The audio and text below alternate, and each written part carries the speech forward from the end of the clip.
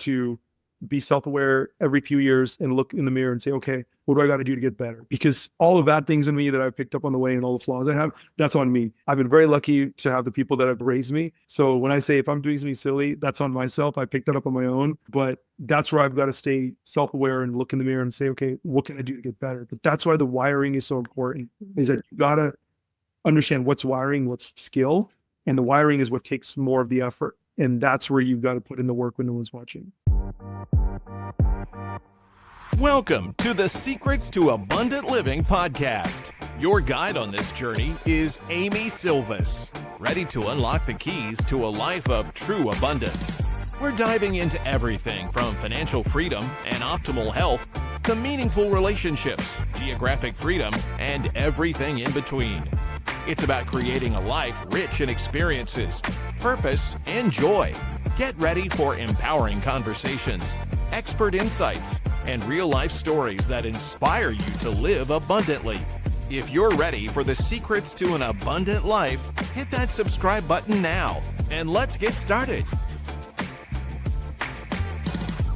Secrets to Abundant Living podcast community, welcome. I have another incredible guest for you today, but first I want to introduce myself because luckily the podcast is growing.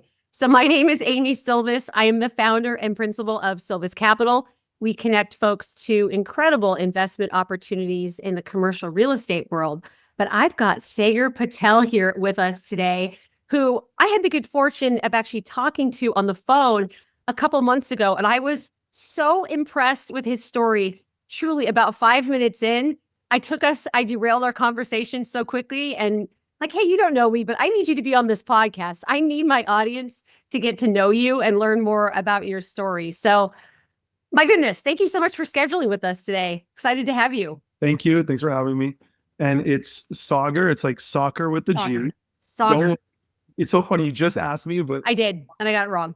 No, don't worry about it. My life growing up has been like the first day of school. So I'm very used to this. It's not a big deal. Thank you, Sagar. Yes, so excited to have you. Tell us a bit more about yourself. Knowing your background, I'm actually curious how you're going to introduce yourself because you have such an incredible story at such a young age. So please.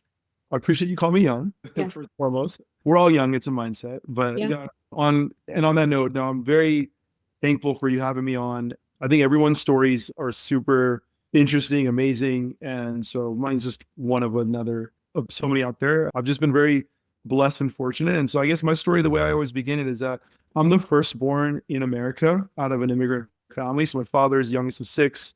My mother is also one of the youngest of six. And so I was the firstborn out of anyone in my entire extended family, both mom and dad's side. So I'm just very grateful to be an American. I'm very proud to be an American. And I was fortunate to be born in Chicago and then raised in Orange County since I was 2. So Orange County is what I call home. And that's kind of where my story began. Sagar, there's so much more I know to your story. So I'm going to tease it out of you because you're humble. Tell us a bit more about, the podcast is about abundance. Sure. You're obviously very successful in your career. Many folks who listen to this podcast are also successful and are looking for that abundance quotient, that what really makes life worth living. For some, it's their career, and that's perfectly fine. But I feel like you're hitting abundance as you define it on several notes. Can you tell me more about how you define abundance in your life? Yeah, sure. And I guess it goes to my story. So long story short, I was born in Chicago, raised in Orange County, but my father coming from nothing and also being very blue collar, Chicago matched his lifestyle and his mindset. So even though I grew up in Orange County, like South Sea, Mission Viejo area, in our house, it was very blue collar. It was very Indian. I grew up speaking 3 languages, 4 if you count Spanish later in life, and also just very cultured. So we were taught to be very grateful that we were Americans and we had a different opportunity than where they came from. We were also taught to also hold on to a lot of our cultural values and things of that nature. And so that was the foundation of my life. And ironically, I didn't realize till later in life when I realized that abundance is this word that now everyone is using. I didn't realize I had this abundance mindset until later when I reflected on it, a lot of actually through therapy. And so I'm very blessed that similar to my father and then to my mother's father, my grandfather, my mom's side, they were both in their own rights respected leaders in whatever small little world that they lived in. And it all started with a positive mindset. So to me, abundance is having a positive mindset. It's focusing on the water in the glass. I sometimes get annoyed with that saying that, oh, a glass is either half empty, half full.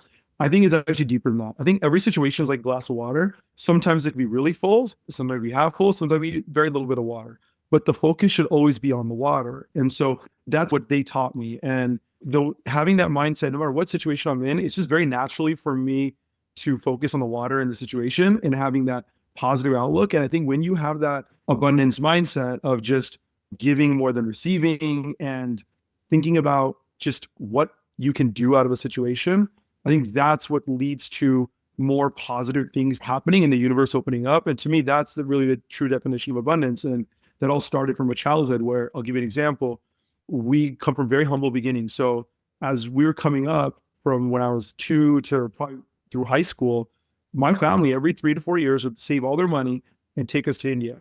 And the reason for that was 2 big reasons. Number one, it was to keep us connected to our family out there and our culture and keep speaking the language. But the second biggest thing was to remind us that, hey, look how lucky you are. When we go to India, there's poverty everywhere, especially back in the 80s and 90s. And so when we come back from a 1-month trip from India, my little sister and I would be like, so thankful we're in America. So now when we're on the lower end of the spectrum economically in Orange County, we're not sitting there complaining, even though kids are making fun of us or they have more things than we do. We don't really care because we're thinking from the other perspective of like, compared to people in India, family members, etc., we're so lucky to have what we have here in America and have all the opportunities that this best country in the world gives us. And so to me, that's where the abundance mindset came into, is that you don't worry about what anybody else thinks. You control your kind of mind and what the lens you're looking at. And when you look at from your lens of positivity and just abundance, all these opportunity. And when you come in any situation with that energy, even people who might be negative,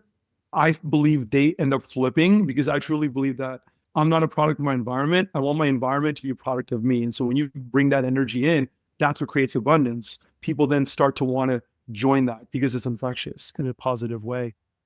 My gosh. Okay. Podcast over. Several mic drops already done.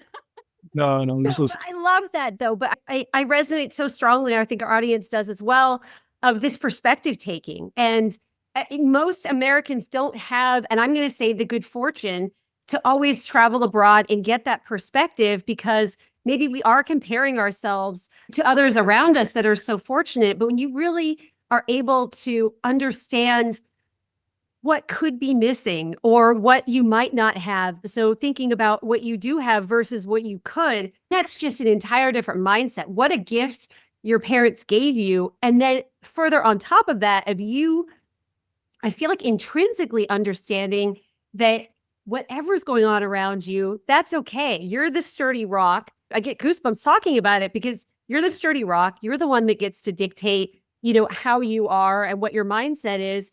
And that's so powerful that you get to influence others around you to boot. Talk about taking control of your life and finding your own abundance. That's it. That's really powerful. Amazing. I also think that have that mindset though, it's not a surprise that you and I got connected, right? Mm. And then like, it's that I'm just so lucky that that mindset allows the universe to open up and bring me even more amazing people than myself. It's people like yourself. And that is the energy that then creates that 1 + 1 = 3 and 4. And so if you can control what you can control, which is your mindset, your perspective, then you truly will be unstoppable. And that's just what I've developed over time. Now it's not been perfect by any stretch of the imagination, and there's been lots of hurdles. But when I look back on it, I never really realized that that's how you define the word abundance. But when I think back on when you asked me the question, it started at a ground level for me. And that's why I'm so thankful for my parents, my family, my culture, my country, all that. Yeah, that's big time. So in your career, and you and I talked a bit, you also are a USC Trojan. You went there for grad school. Yes, right on. Our podcast listeners hear that all the time, but we'll indoctrinate them even if they didn't go to the school. But what have you done since graduation? What have you done with your MBA? Because I think your story is so interesting, because you haven't just gone out and said, I'm going to make the most amount of money I can possibly make no matter what. You brought this mindset into your career and really how you interact with the world. Tell us more about that. Yeah, sure. So again, when I was growing up, I was always just a go-getter. I've always had big aspirations and I had certain visions. And then when I got to college, I actually went to undergrad at UCSD for bioengineering. But ironically, and I only want to focus on the positive here, but let's just say, as much as it was a great program on paper, and at the time, I think it was number 2 in the nation for biomedical engineering, the opportunities that have been given to me through my undergrad were limited. And so I've always had to fend for myself. And throughout my career, starting from ground level out of college through now, at each level, I've always had to fight to get my opportunities. And in the latter years, it's gotten better and better in terms of more doors opening up as you build your network. And we talk a lot about that at USC, is that your network is your net worth. And it all started for me when I first joined USC for the part-time MBA program. And so I'll say that in my 20s, I was in the medical device industry. So I've been in healthcare for 20 years. The latter part of this, the last 12 in the healthcare technology industry and more so in the startups. But in my 20s, I started in the medical device industry. So working with big companies like Boston Scientific, and started as an engineer for cochlear implants. Then I went into product management at a very young age, working on spinal cord stimulators and deep brain stimulation for implantable devices for pain patients. And now that technology can be used for Parkinson's. And so very humbling stuff, things that gave me that passion for healthcare. I just knew I wanted to do it from a business standpoint. And so one of the best advice I ever got was from the divisional president of Boston, which I got really lucky to get access to him because I was a product manager and I was like 5-10 years younger than everybody else on the team. I took advantage of that. And again, the abundance mindset, when you're in a room full of, C-suite people and you're 25, most people are thinking like, oh my God, I shouldn't say anything. I'm thinking like, are you kidding me? Like, look at all this opportunity and talent and people that can learn from out there. Like, don't be shy. So I would just go in there and treat it like Shark Tank for my little 2 minutes that I would be given at the very end to speak. And so that allowed me to build a relationship. And the best advice he gave me was like, what do you want to be when you grow up? And I said, I want to be a CEO just like you. He's like, okay, well, what are you going to do about it? I'm going to go get an MBA. He's like, listen, kid, go carry the bag. If you can sell, that's the most accountable job in the world. Then you'll be ready to be a CEO someday. And so that's what led me into going to medical device sales. And I've been in the sales and revenue side ever since. I still ended up getting my MBA at USC, but I did it part-time. So I worked full-time and then I did the MBA night school. And to me, that also really shaped who I am because it forced me and challenged me to be more disciplined, understand how to optimize every single hour of the day. I was lucky where, again, within the first month of my MBA at USC, one of my classmates was at a different medical device company. He tells me about a director role that was way out of my league, but said, look, one of the execs is a USC guy. He'll give you an interview just because of the Trojan network. I'm going to give you the interview. And again, that completely propelled my career to the next level. And I took that role in the beginning of my MBA and that changed my trajectory. And again, that beginning of my MBA opened doors. At the end of my MBA, when I was leaving business school, that role was already, I was doing well at it and I was going to stay in that company, get groomed. And right.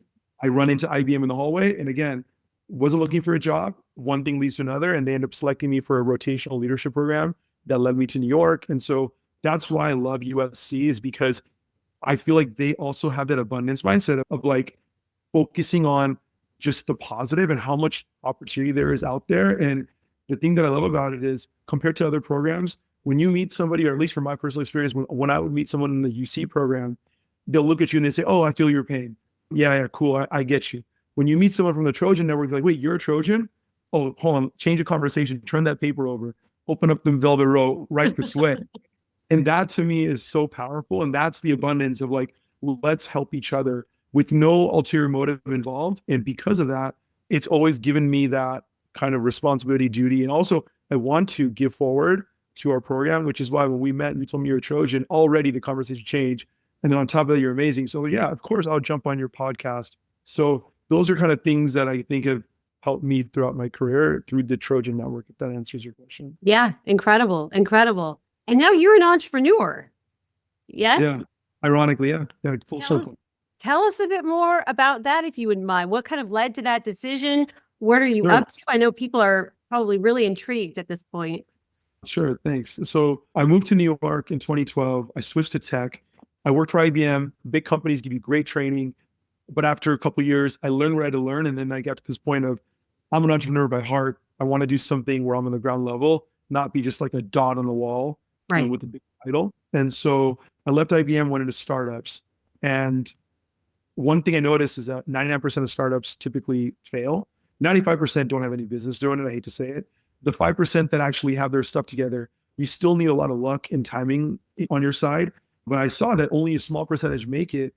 And similar to the Trojan network, they have their own network of people that keep flipping companies to each other over and over again. So I was like, Right. how do I get in with them?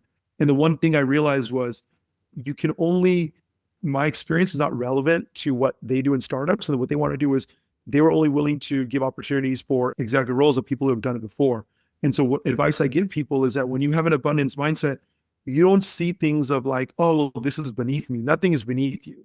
I saw it as, okay, well, it's time to prove myself one more time. And sometimes you got to move 2 steps back to move forward. And I just knew that I was going to make it. So I took a huge pay cut, made less than half of what I was doing to take a role as an entry-level sales rep for a startup, because when I was looking at the opportunities in front of me, the 1%ers didn't need me. The other 99%ers would give me offers of what I want on paper, cash, title, comp, everything.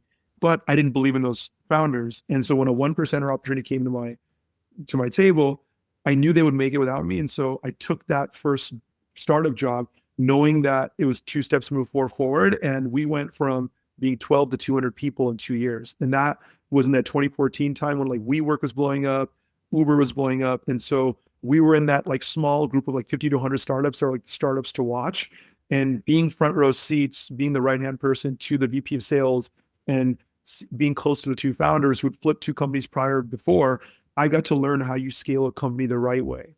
And so that was my introduction into startups. But again, it goes back to the whole question around abundance, right? Is that when you think in that, you're not thinking scarcity of like, oh, well, I'm not getting 10K here or there, or my title's this or that. I think that's what people forget. When you think in a scarcity, you're only thinking for yourself. You're not thinking for something beyond and bigger than you. When you think about stuff that's bigger and beyond you, you're truly looking to learn and to give as much of your energy as possible.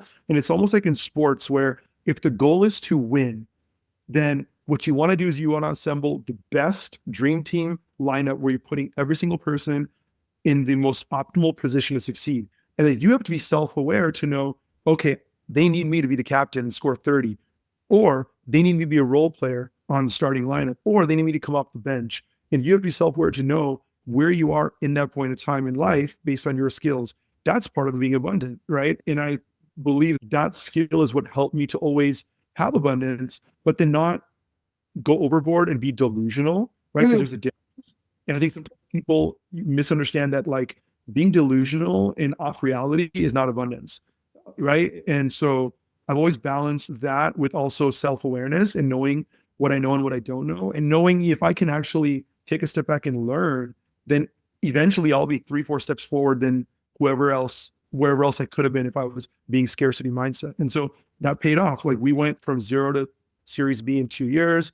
We got a lot of good press, got scouted and recruited by a VC to join another startup. And now I was their VP of sales, helped that company get to Series A.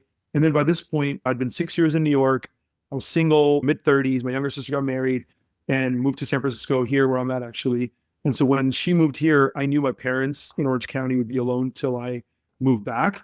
And being the oldest son, it was always my duty to eventually build roots near them and help them get retired and be their safety net for what they've done for me. And so that's actually why I moved back to OC 7 years ago. And then when I moved back, the third and final startup I ended up working for, my most recent one, they ironically were based here in San Francisco. They're an elderly care company, ironically tied to my personal mission of helping my parents. Yeah. And they were Series B, pivoting from a D2C to a B2B model. And they recruited me to come help run sales. And 4 years later, we went from Series B to C to D to eventually Series E, valued at 1.25 billion, which they call a unicorn. And that was during COVID. And so more crazy stories I won't bore you with, but that was my trajectory. So I got lucky to be part of 3 startups in that 1% or better category. And so I got to see what good looks like. And around me, I saw a lot of my contemporaries crash and burn or come and go and see what also doesn't work. And to bring this full circle, when I left that third and final startup called Honor in 2022, during those 4 years, we were getting so much press that I was constantly getting poached to leave and join another company as a CRO or a VP of sales. And what I would do is I would say, look, I'm not done with my journey, but let me help you and I'll consult for you. And let me help you hire the right person if it can't be me. And so Wow. as I was doing consulting on the side for 1 or 2 companies, those 4 years, they kept my pencil sharp within healthcare and tech. And also, as you can tell, my brain doesn't stop. And so like, Right. I need more I want to give as much as possible. So they Yeah. gave me other places to give my energy. And so when I left Honor, I realized if I can help with 1 or 2 on the side, why can't I help 5 or 10 companies at a time before doing this full time? Like people like Mark Cuban, others, they're helping so many people. Like again, abundance. Why can't I? I think the world, unfortunately, the system is built to make us feel like we need to stay in a box and be a robot. Which again, if that's makes you happy, all good, right? 90% of the world's probably sheep, but for the 10% of us who are lions and lionesses who want more, and we know we were put on the earth to give more, then for that few of us, we have to shatter that notion and just think in abundance. And so my thought was, what can I do to give as much of my energy as possible? Well, maybe what I could do is be a fractional chief of revenue, CRO. And so that's how I started off. And so I took my little LLC, rebranded it to Ocean Kong. Sagar means ocean. And so that's always been a favorite thing of mine. And then after the first year, I burned out by myself, realizing that I can't do this on myself. If I want to really scale this, I need to build a team. And most startups need help, yes, usually with sales, but there's also other ancillary things that need help with growth, such as marketing, revenue operations, branding, recruiting, you name it, right? Marketing, all that stuff. And so I thought, if I have these other people that are much smarter than me in my wheelhouse who work with me or for me, let me reach out, see if they'd work with me. And when I reached out, and everybody was like, yeah, absolutely. I formed a little consulting group, like a little Navy SEAL team. And so now what we offer to startups and small businesses is we are a fractional growth leadership team, like a fractional GLT and an extension to their team. So rather than these small startups and small businesses who are strapped with cash, it's hard for them to recruit the top 1%er A players to join their companies. What they end up doing is, the reason why a lot of these companies fail is they hire average or B or C players to come in who may not be the best fit, or maybe this is their first time running sales or running marketing, and they don't have the right tools and resources necessary to win. And then on top of that, the founders themselves don't have the time to support them with training and ramping them up, because it's the opposite of a big company. They actually have 5 people doing the job of 10. So it's almost a lose-lose. And so then they throw them to the wolves. And then if those people don't succeed in 6 to 12 months, they end up firing them, and that's why you see so much turnover in startups. Well, in our model, we flip it. Rather than you putting together some sexy little Excel file that says if you hire 3 or 4 people, it will equal this much success, which is a huge assumption. With us, you bring my team on board. We become an extension to the founder, CEO, and their team. We're not here to take anybody's job, rather level up your people, process, product in the short term.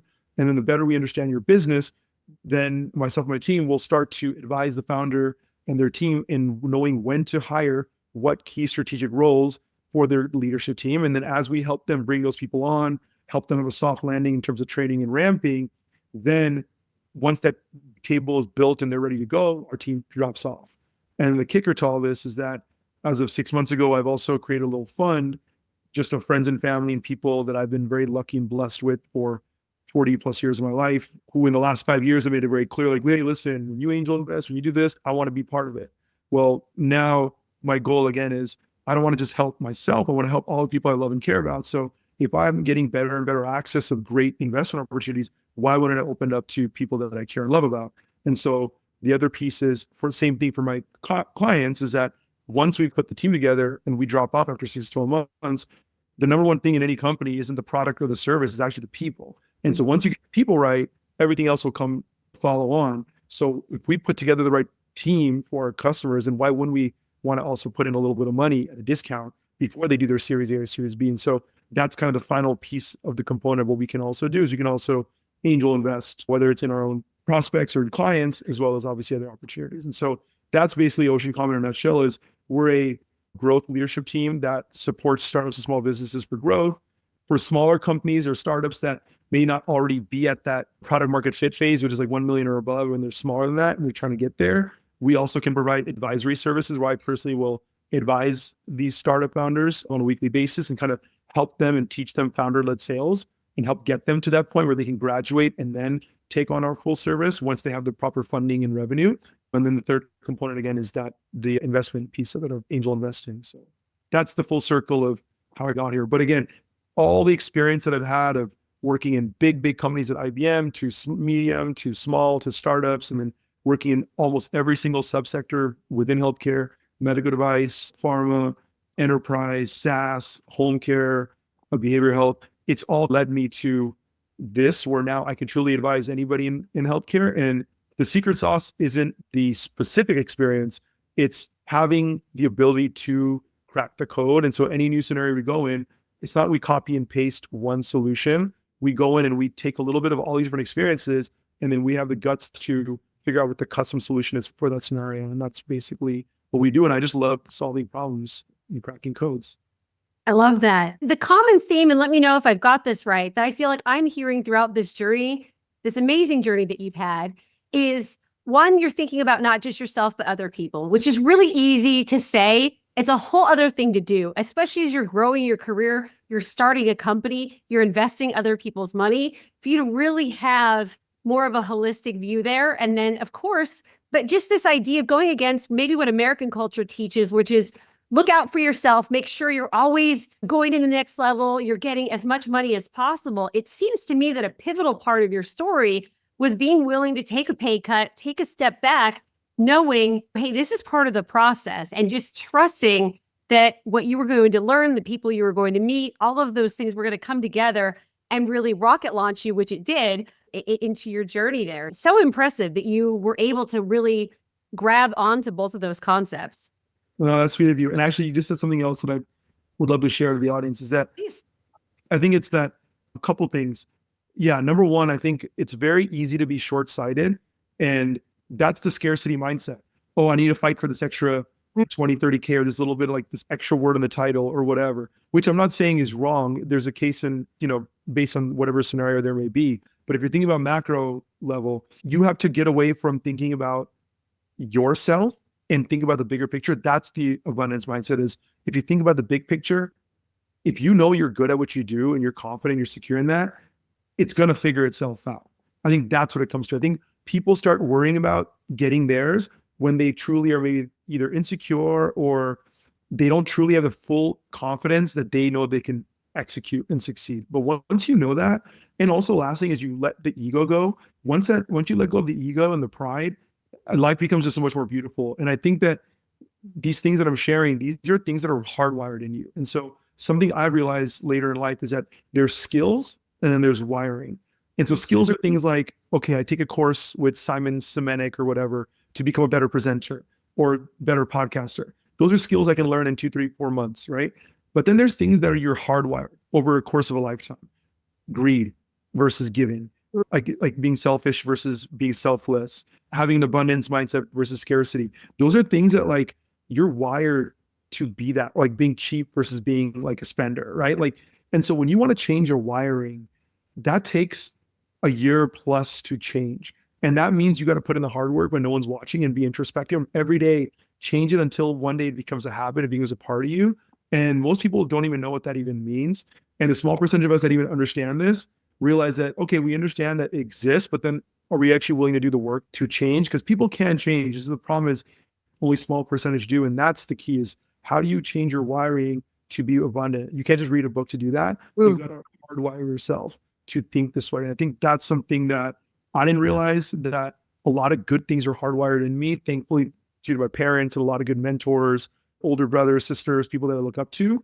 And then I've also had to be self-aware every few years and look in the mirror and say, okay, what do I got to do to get better? Because all the bad things in me that I've picked up on the way and all the flaws I have, that's on me. I've been very lucky to have the people that have raised me. So when I say if I'm doing something silly, that's on myself. I picked that up on my own.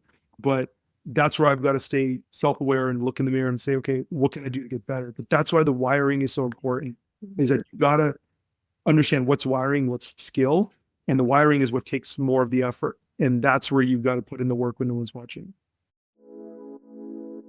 Have you ever thought about having multiple streams of income? Instead of relying on just one stream of income where you're trading your time for money, how would you like to free up more of your time and live a more abundant life? As a listener of the show, you're invited to attend one of our upcoming trainings, where I'll give you an inside look into how you can add passive income and get all the other perks of recession-resistant real estate investing without the headaches of being a landlord. I'll also be sharing some hidden mistakes to avoid and the criteria I personally look for when evaluating potential investment opportunities. To reserve your seat for free, go to sylviscapital.com/webinar. Again, that special link to reserve your seat for free is sylviscapital.com/webinar. I look forward to seeing you on the training. And now back to the show. Yeah, that can be not very sexy. It can be pretty grueling, but that can really be the game changer. That makes perfect sense. So speaking of the hard work and the things that matter, you also have a very robust volunteer and giving aspect of your life, despite this incredibly successful career that you have. Do you mind telling us a little bit more? I'm thinking specifically Meals on Wheels, but I know you do other things. Can you share more? Yeah, actually, first I got to give credit to my family, starting with my father. So actually, my entire family extended are very philanthropic. My dad's side of the family, they're very giving in the Hindu temple, specifically this organization known as BAPS. And my father, from a very young age, when we had nothing, would still always donate a certain portion of his earnings to the temple, and then also through service. So every Sunday we grew up going to the temple. And I don't get any credit for this, by the way. I was just forced to do it as a child. It's all credit goes to my parents and my extended family because most of them still do it. But I think I didn't realize subconsciously that's where the giving came from, is we're always wired to give and be thankful for what we've been given and give to those who don't have enough, and all those trips to India. Fast forward, my father, when I had graduated college, I was on my own, and then he thought, okay, now I can focus more on philanthropic stuff. And he actually was one of the 10 main people on the leadership team for the BAPS temple in Chino Hills, which is a huge temple you can see off the 71 freeway. And he was one of the 10 people to help put that thing, to lead the efforts to making that project complete. And so for 7 years, Monday through Friday, he volunteered 9 to 5 and quit his job to do that. And that was in the middle of the 2008 market crash, where our family took a huge hit on things out of our control on the passive income side, which really propelled my ambition, where I realized, okay, it's time for me to now step up and be that safety net for the future for my parents, which is where I get the ambition from, because I was only 24 at the time. But to see my dad during that time weather the storm of a crazy storm and still stick to giving forward, that's where the drive of giving forward for me comes from, is from my father. And then also credit to my mom's side of the family too. My mom's uncle, he built and sold a huge successful company after 20, 30 years to GE for a huge 9-figure amount. And rather than using it to spend on himself and do what we typically see people, in the media do, he went back to his hometown in India and started a university. And now 20, 30 years later, at the age of 80, he's still the chairman and CEO of that university. And that university now top 20 in India, called Gunput University, named after him.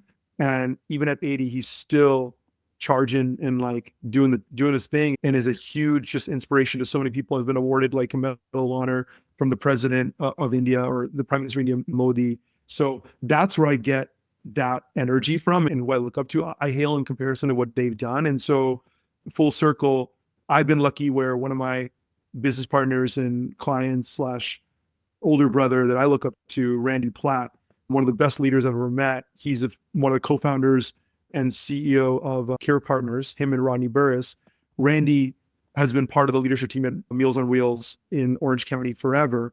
And so he's the one who always brought us to the events. And eventually one day he brought it up. Anyone was ever interested? And I immediately raised my hand. I'm like, absolutely. Because that connection of giving food, and specifically to the elderly in Orange County specifically, I was like, tell me where I can help. And when that led to eventually having the privilege of being part of this incredible board that I feel like I'm a freshman on varsity, like, it's awesome, because now, again, I was always taught that you show love by giving food and to those in need.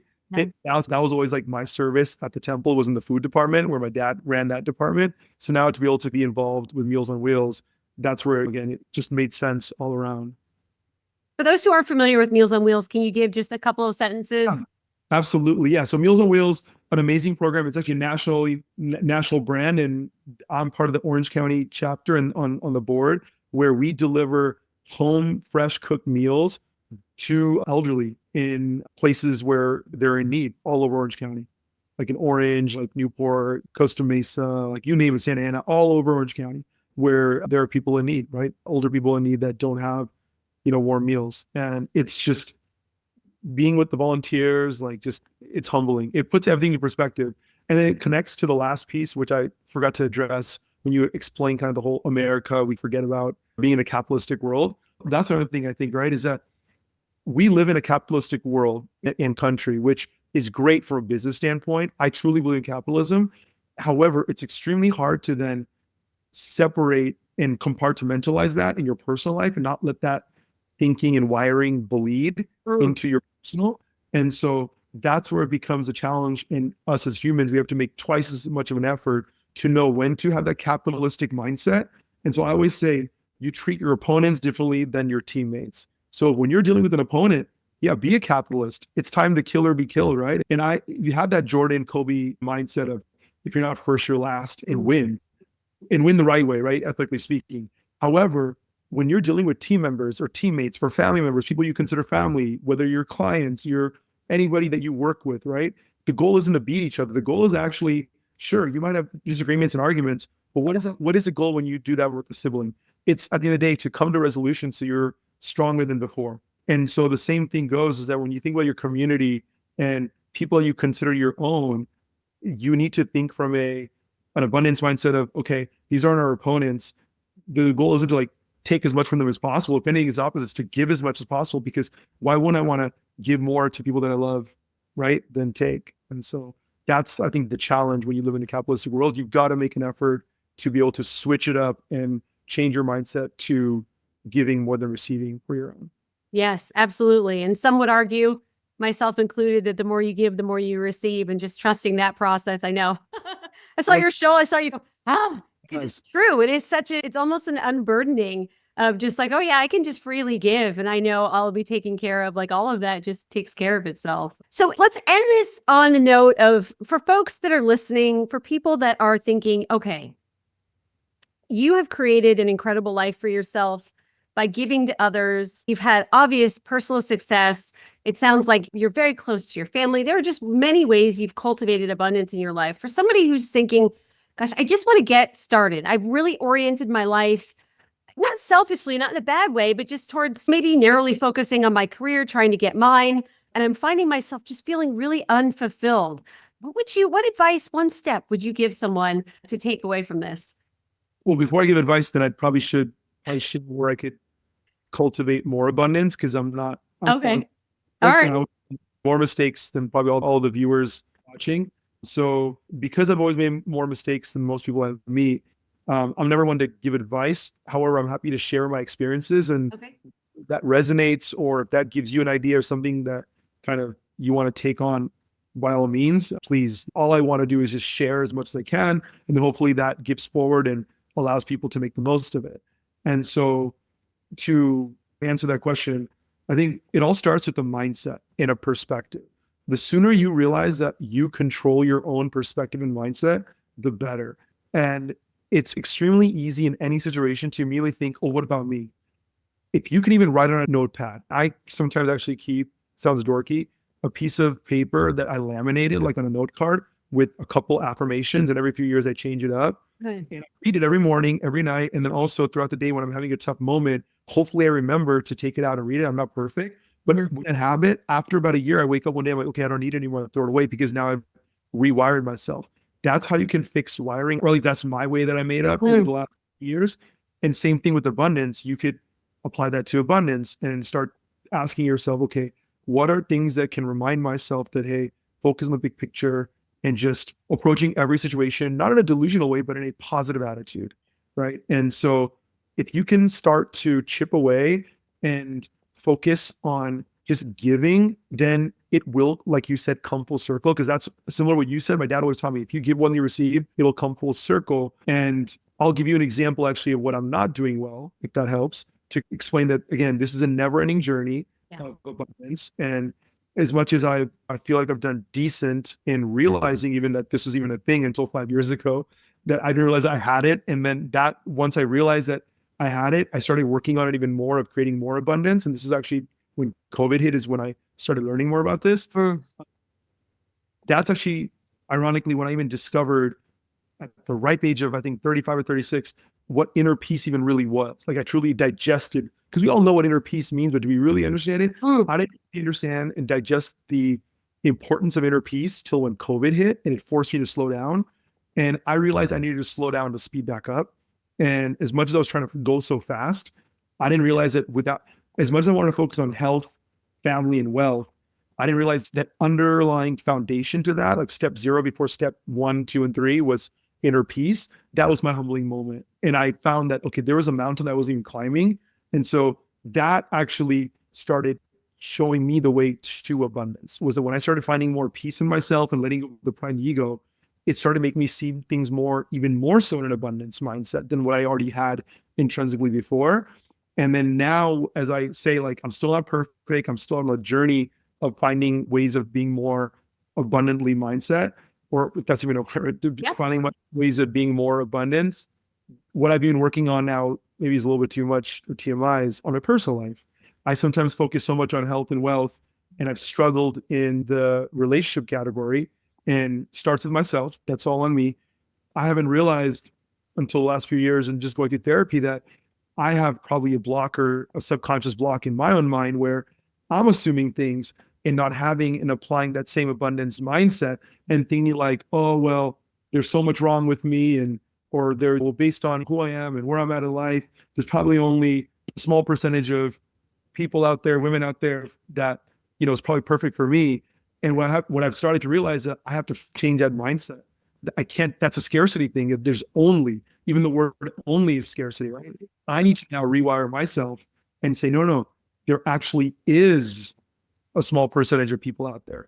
And then that was just the first step I took. Now, even just in the last few weeks, in the last few months, I'm starting to realize I need to even change that narrative in my mind and even think even bigger abundance, that it's not just there is this small percentage, there's a bigger percentage that I'm even probably aware of. And if I think that way, then the universe will bring that. And so that's another example of where I'm lacking and where I could do a better job. And so hopefully just sharing experiences can help anyone out there. That'd be great.